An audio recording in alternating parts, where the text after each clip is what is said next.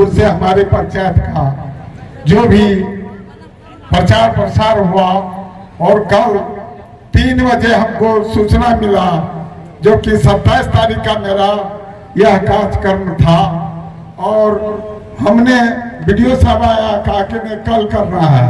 जो भी त्रुटि हुआ जो भी आए सुन का आए सब कुछ सुने, सबका हम धन्यवाद देना चाहते हैं कि यह पंचायत सब जुटल रही है और हम बहुत आगे चलेंगे और द्वेष भावना का दूर कीजिए और जो भी लाभ है हम लोग धरातल में उतारते हैं।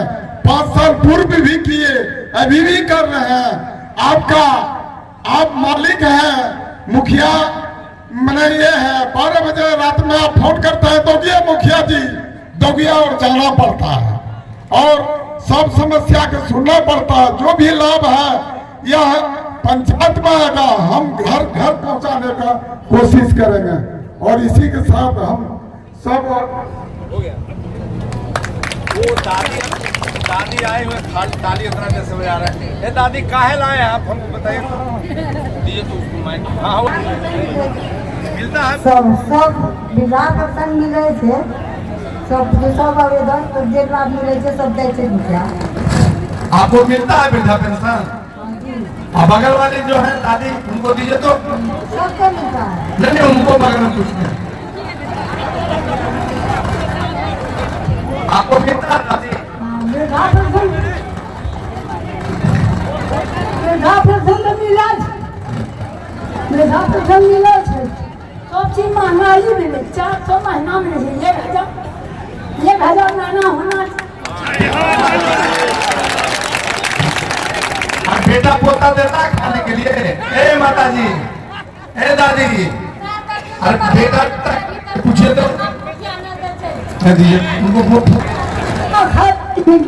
बेटा अगर आप किसी वृद्ध को अगर नहीं देते हैं बेटा पोता सब खाए पूछने का तात्पर्य था कोई वृद्ध माता पिता को खाना लड़का नहीं देता है तो आपको जो भी वृद्ध है जिसका माता पिता है अगर आप नहीं करते हैं और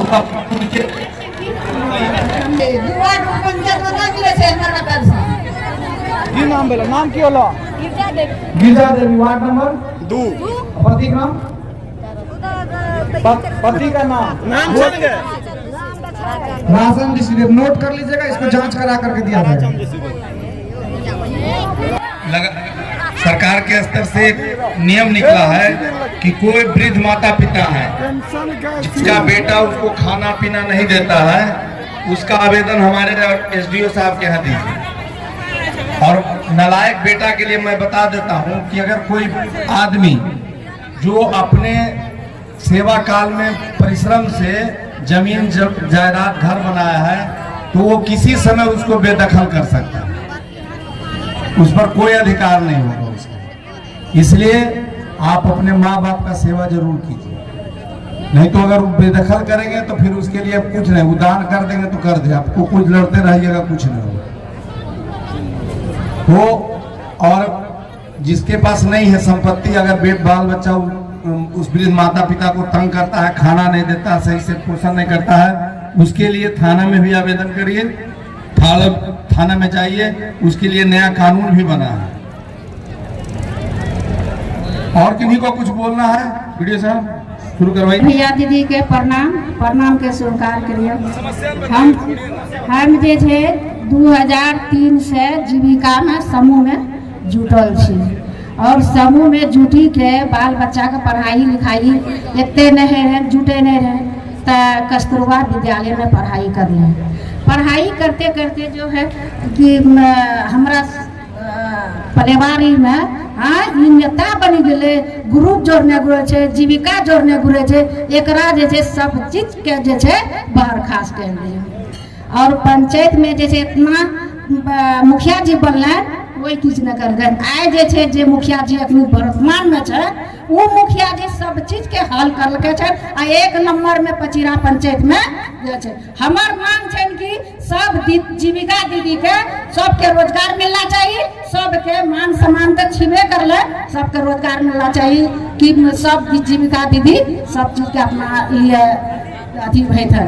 और मेरा नाम बबीता कुमारी, मैं बाल विकास प्रखंड पदाधिकारी रानीगंज हूँ और अभी हम अपने कार्यक्रम के बारे में आपको बताएंगे।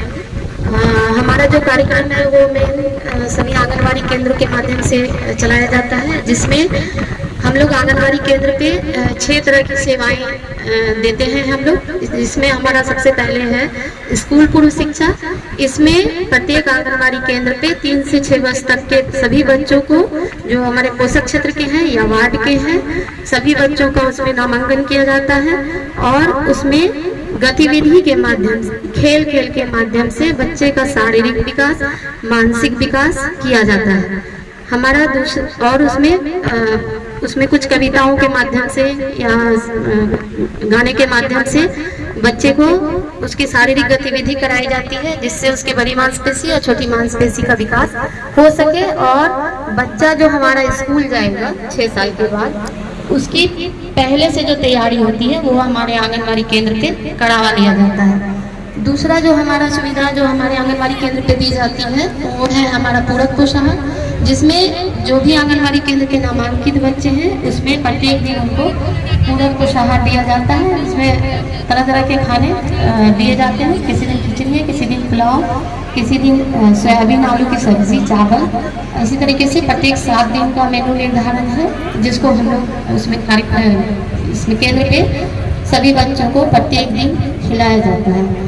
तीसरा हमारा कार्यक्रम जो हमारा सेवा है, जो हमारी सेवाएं हैं, ये कार्यक्रम योजना के बारे में अभी मैं नहीं बताऊंगी, ये हमारी सेवाएं हैं। इसमें टीकाकरण जो स्वास्थ्य विभाग के सहयोग से हमारे यहाँ चलाया जाता है, ये हमारे प्रत्येक आंगनवाड़ी केंद्र पे होता है। और अगर हमारा आंगनवाड़ी केंद्र पे अगर नहीं होता है तो फिर उसी वार्ड में कहीं एक अच्छी जगह या सरकारी जगह पे किया जाता है।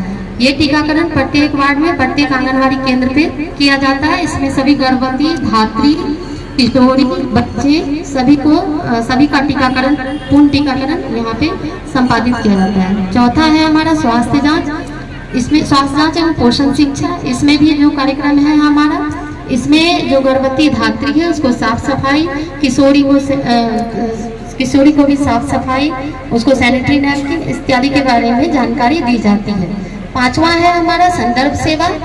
ये हमारा एक योजना भी है। इसमें जो 0 से 5 साल तक के अति कुपोषित बच्चे हैं उसको हमारी आंगनवाड़ी सेविका और आशा दीदी वार्ड में चिन्हित करती है और उसको फिर हम लोग जो जिला में हमारा NRC केंद्र है वहाँ पे पोषण पुनर्वास केंद्र इसको बोलते हैं, वहाँ पे हम लोग उनको भेजते हैं। वहाँ उनको 15 दिन या 21 दिन तक रखा जाता है।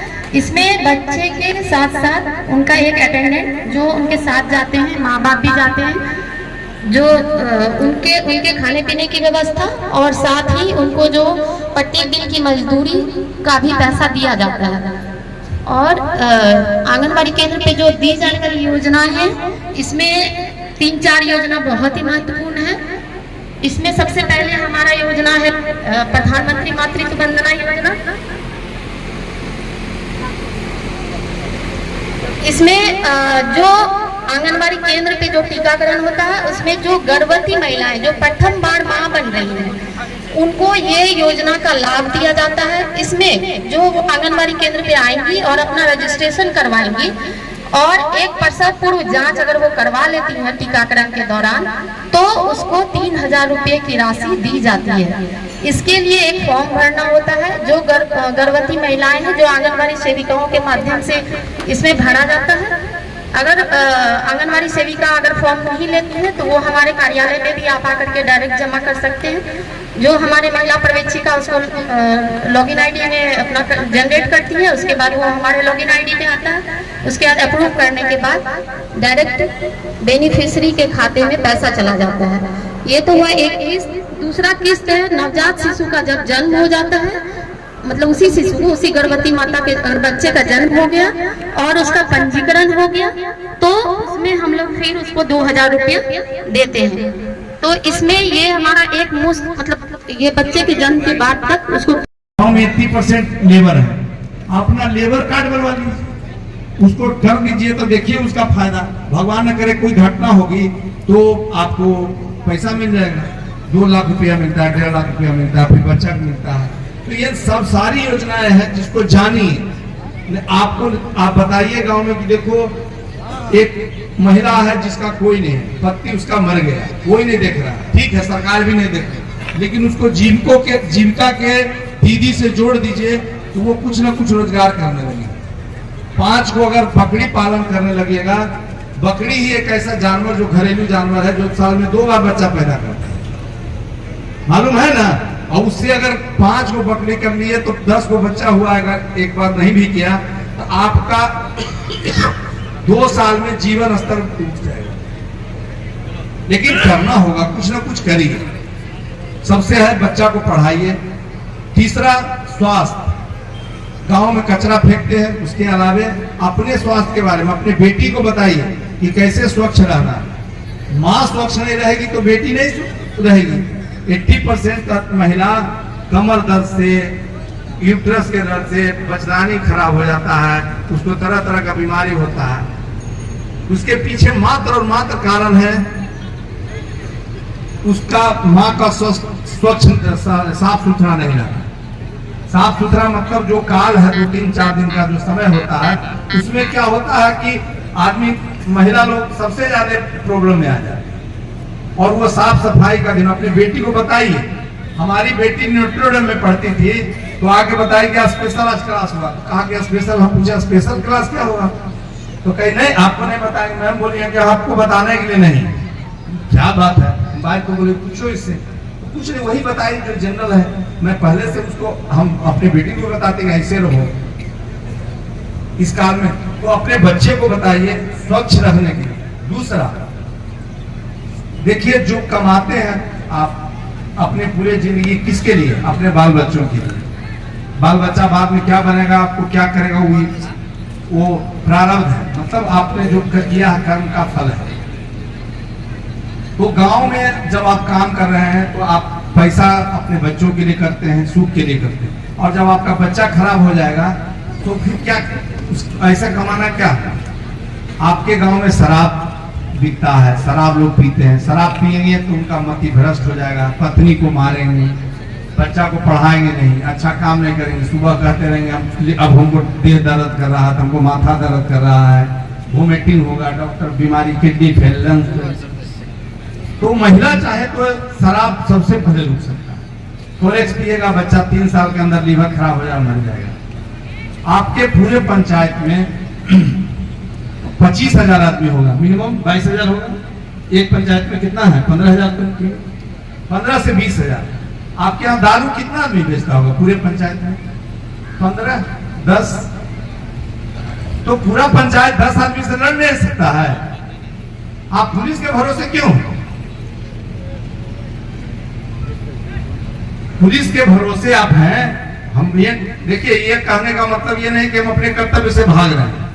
हमारा कभी कर्तव्य है, क्योंकि हम समाज के सबसे आगे फ्रंट में हैं, हम फ्रंट में खेलते हैं, आगे आगे चलते हैं।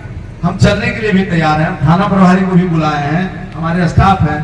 आप 15 आदमी जो शराब बेच रहा है, जो कोरेक्स बेच रहा है, 15 परिवार सुखी हो सकता है उससे।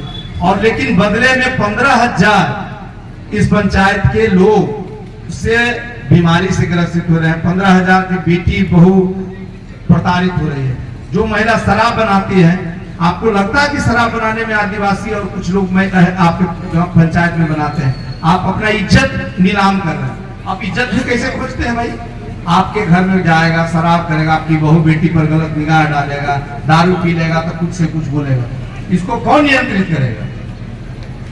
आप भी समाज में इज्जत खोजते हैं, आप अपने इज्जत को नीलाम कर रहे हैं। आपको पता है कि 1 लीटर शराब में 10 परिवार मरता है, 10 परिवार का जिंदगी।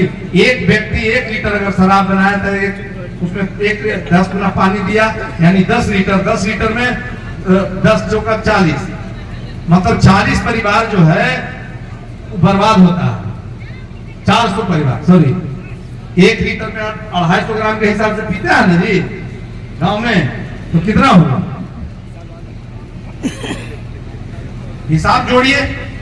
तो आप एक व्यक्ति इतना परिवार को मारता है, और जब परिवार आपका दारू पी लेगा तो क्या विकास के बारे में सोचा? क्या बच्चा पढ़ा कि नहीं? दारू पी के टन हो गया, छोड़ खटिया पर लेट गया, बीवी को 5 गो गाली दिया, थोड़ा खाना नहीं बनाने आता है, तो आज नीमके खा लिया है। सर दारू पिए हुए तो उसको पता नहीं चल रहा कि बीवी इतना मेहनत से 4 बजे से खीर बनाई है, तो वो बच्चे का सही से पालन नहीं करता। इसलिए आपसे अनुरोध है, 10 आदमी जो बेच रहा है दारू, ताड़ी, शराब, उसको रोकिए, बताइए, थाना को भी बताइए, हम लोग को बताइए, और समाज में एक दिन मीटिंग करके, मुखिया जी से अनुरोध है कि सभी वार्ड सदस्य को बुला करके एक दिन मीटिंग कीजिए, लिस्ट दीजिए कि यही आदमी है जो मेरे पूरे पंचायत को हम करवा रहे हैं, जो कि 8 से शुरू किया अभियान, फिर हमारे यहाँ ये बेच रहा है, हमको दीजिए, थाना प्रभारी मेरे हैं, थाना को दीजिए। तो ये चीज है, जो सरकारी योजनाएं हैं, आपको शराब का है, शिक्षा में है, बच्चा को नहीं पढ़ाइएगा तो क्या होगा? एक दिन कोई 300 रुपया दे देगा, 500 रुपया दे देगा, उसको जीवन चलेगा? नहीं चलेगा। लेकिन आप बच्चा को पढ़ा देगा तो जीवन अंतिम में आपका अच्छा चलेगा। कोई विधवा हो गई, उसको जीविका से जोड़ दीजिए। एक माता पिता कोई पति छोड़ दिया, आपके यहाँ सबसे बीमारी है 2-3 विवाह करने का, मतलब एक बीवी से 3-4 को बच्चा हो गया, फिर छोड़ करके दूसरा ब्याह कर लिया, दूसरा तीसरा कर लिया, ये सब जगह पर एक कुरीति हो गई है। यहाँ बहुत बड़ा प्रॉब्लम है। तो उनको ऐसे माता पिता जिनकी बेटी है घर में, तो उनको जीविका से जोड़िए। जीविका से जोड़िएगा तो कम आप मर भी जाइएगा नहीं। जल वितरण, पेंशन, यही 4-5 योजनाएं हैं जिसकी जानकारी रहती है। इसके अतिरिक्त बहुत सारी योजनाएं हैं स्वास्थ्य से संबंधित, श्रम विभाग से संबंधित, साक्षरता विभाग, तो ये सब योजनाएं की जानकारी यदि सुनी भी रहती है तो विस्तृत जानकारी में करना कैसे है, अप्लाई कैसे करना है, इसका फायदा कैसे लेना है, तो इसी सब के संबंध के लिए, जानकारी के लिए हम लोग का ये जनसंवाद का कार्यक्रम आयोजन किया गया है। इसमें सभी विभाग द्वारा अपना अपना योजनाएं के नाम के बारे में बताएं, और उसके कैसे आवेदन लेंगे, कैसे उसका लाभ उठाएं, और जो योजनाएं आप लोग जानकारी रहती भी है तो उसमें जनरली जो एक ट्रेंड है, नहीं ये काम बिना पैसा का नहीं होगा, तो इसमें देना ही पड़ता है, नहीं तो ब्लॉक दौड़ते रह जाओगे, तो ये सब नहीं है। ये कार्यक्रम इसीलिए है कि ये आप जानकारी प्राप्त कर सके। एक सब चीज की एक फॉर्म बना हुआ है, तो वहां से यदि प्रॉपर जगह पे प्रॉपर आवेदन दिया जाए तो सभी जगह बिना शुल्क जो कहते हैं आप लोग, उसका कार्य होगा। और नहीं होता है तो उसके लिए यदि उस कार्य करने में कोई दिक्कत आती है, परेशानी आती है, तो एक लाइनर बना हुआ है, ब्लॉक लेवल पे है, सरकारी लेवल से है तो ब्लॉक स्तर के पदाधिकारी हैं, सीओ है, बीडीओ है, उससे ऊपर है हम लोग हैं, और हम लोग भी नहीं सुनते हैं तो हम डीएम साहब हैं, डीएम साहब जिला स्तर के पदाधिकारी हैं, और उससे भी है विभाग है, तो डिफरेंट लाइनर में बना हुआ है। तो और ये थोड़ा बहुत संघर्ष करना पड़ेगा, यदि कुछ ऐसा नहीं है कि सब पाक साफ है, ये भी स्वीकार करते हैं, कमियां हैं और धीरे धीरे दूर होती जा रही है और दूर हो भी जाएगी। तो लेकिन है इसमें आप लोगों के सहयोग की भी आवश्यकता है। आप लोग ये शॉर्टकट विधि या गलत काम कराने के चक्कर में जो उल्टा पुल्टा काम कराते हैं, और बेसिकली है कि जब आपका ताली एक तरफ से नहीं बजता है, ताली दोनों तरफ से बजता है। आपकी भी गलतियां हैं, पदाधिकारी की या कर्मी की गलती है, तो आपकी भी गलतियां हैं, आप लोग वैसा कुछ करते हैं। तो मेरा यही है बेसिक जानकारी देने का है कि, और सभी विभाग द्वारा जो आप देख रहे हैं कि जब बच्चे जो है जब गर्भावस्था में आती है, वहां से लेकर के डेथ तक सारी योजनाएं अलग अलग विभाग द्वारा चलाई जा रही है। जैसे आईसीडीएस द्वारा आपका शुरू में जो बच्चे का जन्म होता है उसका पढ़ाई लिखाई, भोजन वोजन का व्यवस्था, उसकी योजनाएं हैं। फिर उसे बड़े होते हैं तो स्कूल में योजनाएं हैं, स्कूल में छात्रवृत्ति देती है, साइकिल योजना है, बहुत सारी योजनाएं जो अभी शिक्षा विभाग द्वारा बताया गया है। और वृद्ध में है तो पेंशन है, और ये इस तरह का साइज है। इसके अलावा जीवन को स्वस्थ रखने के स्वास्थ्य विभाग द्वारा अलग अलग स्टेज का अलग अलग तरह का योजनाएं हैं जो कि आपके स्वस्थ रखेंगे। तो सरकार द्वारा सारी योजनाएं चलाई जाती है, तो उसका जानकारी दिया गया है आप लोगों का, इसका लाभ उठाइए। योजना जानकारी देने का है, तो ये योजनाएं जो है वो आप ही के लिए है, आप ही के लिए बनाई गई है, और इसका जरूर से जरूर लाभ लेना चाहिए। आप लोगों को योजनाएं की जानकारी इसीलिए हम सभी को बुला करके दिलाया गया है, ताकि और ये जानकारियां जो है ये अपने ही तक सीमित नहीं रखिएगा, आप और लोगों को बताइए, और जो नहीं आ पाए हैं किसी कारणवश तो उन लोगों को भी जानकारी दीजिए, ताकि ये लोग अपना सबका लाभ ले सके।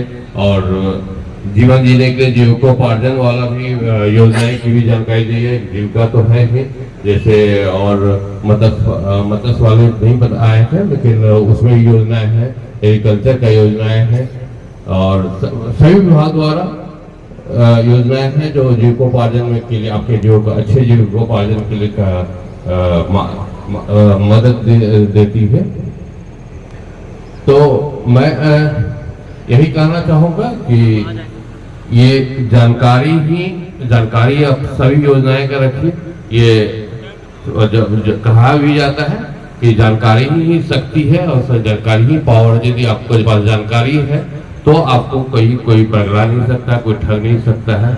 और जो बिचौलिए और ये सब के जो बीच में आ गए हैं, योजनाएं के बीच में आपको कहते हैं कि हम ये करा देंगे वो करा देंगे, तो इसकी आवश्यकता नहीं है। आजकल हर एक काम मोबाइल से हो सकता है, आप उसको अप्लाई कीजिए, सभी जगह पे अप्लाई कीजिएगा तो आपको लाभ जरूर मिलेगा, और बिना किसी बिचौलिए के मदद से मिलेगा। तो यही हम लोग का मुख्य उद्देश्य यही है कि बिचौलिए जो आप अलग अलग इसके लिए धारणा जो बन गई है उसको दूर किया जाए, और अपना काम आप अपने डायरेक्ट कराएं, और किसी बिचौलिए का मदद लेने की आवश्यकता नहीं है। और मैं अंत में यही कहना चाहूँगा, और यदि आप लोग कुछ सुझाव देना चाहते हैं तो अब लोग सुझाव दे दें, और हम लोग नोट करेंगे जो हम लोग के स्तर से कार्य हो सकता है। और मुखिया जी भी है,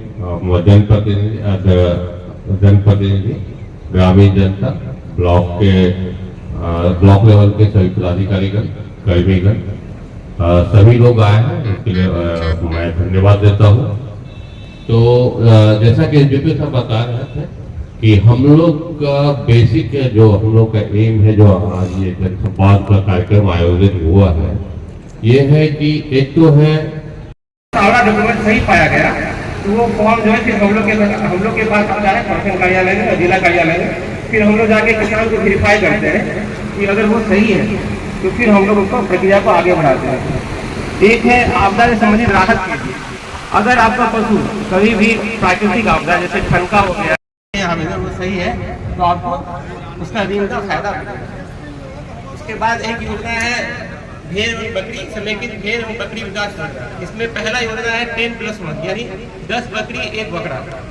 ये योजना केवल अनुसूचित जाति जनजाति के लोगों के लिए। इसमें ये योजना की लागत जो है 75,000 रुपये है, लेकिन ये केवल SC ST के लिए, तो इसमें 45,000 रुपये सरकार की तरफ से 75।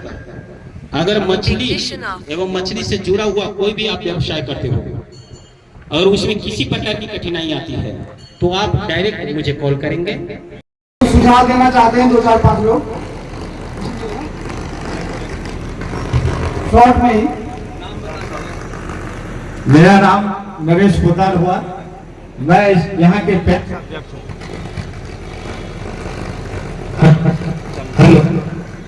सबसे पहले पदाधिकारी अररिया, जिला स्तरीय सभी पदाधिकारीगण, प्रखंड स्तरीय पदाधिकारी महोदय, प्रखंड विकास पदाधिकारी महोदय तथा अंचल पदाधिकारी महोदया, और सभी अंचल प्रखंड के पदाधिकारीगण और पंचायत स्तरीय सभी पदाधिकारी एवं प्रतिनिधिगण और पंचायत स्तरीय सभी सम्मानित जनतागण। बहुत हर्ष की बात है कि आज हमारे यहाँ जन संवाद कार्यक्रम है। सबसे पहले मैं यहाँ जनसंवाद कार्यक्रम में पधारे हुए सभी पदाधिकारियों को अपने ओर से बहुत बहुत धन्यवाद देना चाहता हूँ, अभिनंदन करता हूँ। मैं अकेला ही नहीं, आप लोगों से भी निवेदन करता हूँ कि सभी लोग मिलकर एक बार जोरदार ताली से सभी हमारे पदाधिकारी को सम्मानित करें। और सर, बहुत खुशी की बात है जो आज हमारे बीच में आके सरकार द्वारा चलाए गए जनसंवाद कार्यक्रम में भिन्न भिन्न योजनाओं के बारे में जो बताया, हम लोग इस बात से बहुत ही प्रसन्न हैं। मैं किसी विभाग की टीका टिप्पणी नहीं करना चाहता, मैं सिर्फ सुझाव के रूप में कहना चाहता हूं कि जो भी बात की जहां हमारे जनता के बीच हमारे में कमी है उसको थोड़ा गंभीरता से लेना चाहिए और काम करना चाहिए, जो हमारी भोली भाली जनता को परेशानी न हो। उदाहरण जैसे पशु विभाग में अभी लिखा गया, पशु बताए गए कि सामान्य जाति के लिए 50% अनुदान गाय लेने वाले को, पशु लेने वाले के, और ST SC अनुसूचित जनजाति के लिए 75% है। लेकिन इसका लाभ जल्दी में कैसे मिले, ऑनलाइन इसका जो है वो आवेदन होता है, तो आवेदन का निष्पादन जल्द में कैसे हो। कोई ऐसे लाभुक है जो जल्द में चाहते हैं इस कार्यक्रम को हम आगे बढ़ावें और पशुपालन करके हम अपना जीविका को चलाएं। तो ये लंबी प्रोसेस होता है कि कोटा होता है जिला में, जिला के कोटा के अनुसार से इसको दिया जाता है, तो बहुत से लोग वंचित रह जाते हैं जैसा मालूम हुआ है। दूसरी है सर कि ये अभी स्वच्छता कोऑर्डिनेटर महोदय से मैं कहना चाहूंगा कि ये हरी और नीला जो डस्टबिन है, ये कचरा प्रबंधन का जो काम चल रहा है पंचायत में बहुत ही अच्छे तरीके से चल रहा है। जब से ये चल रहा है आज पंचायत कुछ अच्छे साफ सफाई में दिख रहे हैं, ये तो धन्यवाद के पात्र हैं सभी कर्मी।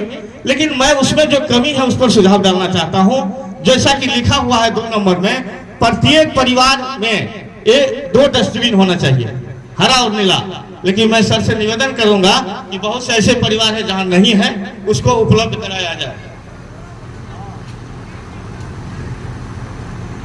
ये तो बता ही दिए। रही PhD की बात, मैं PhD के पदाधिकारी महोदय से ये ध्यान का आकृष्ट करना चाहता हूं कि PhD के अंतर्गत आज सरकार द्वारा चलाए गए 7 निश्चय के अंतर्गत एक जनरल योजना भी है जो कि चल रहा है लेकिन आधे अधूरे चल रहा है। और आधे अधूरे इस तरह से बुरे हाल है कि सबों को ये जल उपयोग में नहीं आता है। कहीं नाला कटा हुआ है, कहीं पाइप कटी हुई है, कहीं कुछ है, वो पानी का बहाव हो रहा है जिससे घर और सड़क में भी कीचड़ जम गया। ऐसा उदाहरण आज 6 नंबर वार्ड में भी है और जगह है, देख सकते हैं। मैं इस पर सर से निवेदन करूंगा कि जहां जहां जो कमियां हैं उनको भी इस जल का आपूर्ति कराया जाए और उसको मरम्मत कराया जाए, ये मेरा निवेदन है। और दूसरी मैं अंचल पदाधिकारी महोदय से ध्यान आकर्षित करना चाहता हूं, जिस पर आपने चर्चा किया, जो किसानों के बीच में आज मोटेशन खारिज दाखिल जो होने जा रहा है। और साथ साथ समस्या क्या है कि बहुत से जमीन ऐसे हैं जो नेट पर चढ़ा हुआ नहीं है। इसमें दोषी कौन है? जो पूर्व से रसीद कटते आ रहा है सभी किसानों का, लेकिन वो आज नेट पर नोट किया जाए। जो नेट पर चढ़ा हुआ नहीं है आज उस नेट ठीक है। तो ये समस्या के लिए यहाँ जनता और किसान बहुत से उपस्थित हैं। बहुत से चक्कर लगाने पड़ते हैं कर्मचारी के और कार्यालय के, जो नहीं चलता है, कारण बताता है। जिसका उस पन्ना में, मैं भी अपना गया हूँ वहाँ पे, जिसका उस पन्ना में नाम नहीं है वहाँ रजिस्टर में, कहता है यहाँ से नहीं होगा, आवेदन कीजिए सीओ साहब के पास। वो आवेदन करके भी दिया गया और आवेदन करके इसके बाद कहता है ये DCLR और SDO तक की मैटर है, वहां से आएगा तब होगा। इस तरह से 2 महीना, 4 महीना, 6 महीने से सर आवेदन इस तरह से लटका हुआ है और भोली भाली जनता दौड़ते बढ़ते उसका निदान नहीं हो रहा है। और सर्वे का काम अभी चल रहा है, उसमें पेपर टंच मांगा जा रहा है और इस वजह से सभी लोग का, अभी बहुत से लोगों का पेपर बाधित है। मैं श्रीमती से और श्रीमान से भी ये निवेदन करना चाहता हूं कि इस पर पहल करते हुए, इसको थोड़ा गंभीरता से लेते हुए ऐसी एप्लीकेशन, आज उदाहरण एक मौजूद है यहाँ पे, 2022 में जो है ये मोटेशन के लिए दिया था, लेकिन बगैर सूचना के इसका रिजेक्ट हो गया। बगैर सूचना के रिजेक्ट हो गया। वहां गया तो कहता अब ये नहीं होगा, दूसरा करना होगा। दूसरा करके आवेदन दिया 2023 में, कहता यहाँ से नहीं होगा, आप सीओ के अनुशंसा पर DCLR और ये अनुमंडल पदाधिकारी के द्वारा होगा। लेकिन वो भी 6 महीना से लंबित है, कहीं कोई काम नहीं हो रहा है। इस तरह से जल्दी में निदान कैसे होगा सर, इस पर थोड़ा ध्यान आकर्षित किया जाए। और तीसरा है, जो आज कोई भी काम करने के लिए, योजना का लाभ लेने के लिए बहुत से ऐसे योजना है जहां जिसके पारिवारिक में कोई मृत हो गया है, बैंक में अकाउंट है, उसको खोलवाना है, तो वो जो है सर उसमें पारिवारिक सूची मांगा जा रहा है। पारिवारिक सूची मांगा जा रहा है। उस पारिवारिक सूची को बनाने के लिए अंचल कार्यालय और अन्य कर्मी के द्वारा अभी लगभग 6 महीना से दौड़ रहा है लोग, 2 महीना से दौड़ रहा है, 2.5 महीना से। एक यहाँ मौजूद है, 2.5 महीना के दौड़ने के बाद इनका काम हुआ है। ये सब जल्दी कैसे निष्पादन हो, इसके लिए सर से अनुरोध करेंगे कि ये सब कार्य पर थोड़ा ध्यान देते हुए और इसका निदान जल्द में करने की कृपा की जाए। एक रख और मैं एक जानकारी दे दूं, चूंकि मैं पैक्स से जुड़ा हुआ हूं, यहाँ जिला प्रखंड सहकारिता पदाधिकारी को बुलाया गया, सर नहीं है, डीएम साहब की मीटिंग में है। मैं जानकारी दे देना चाहता हूं, इस पैक्स में धान खरीद 1 नवंबर से 15 फरवरी तक के लिए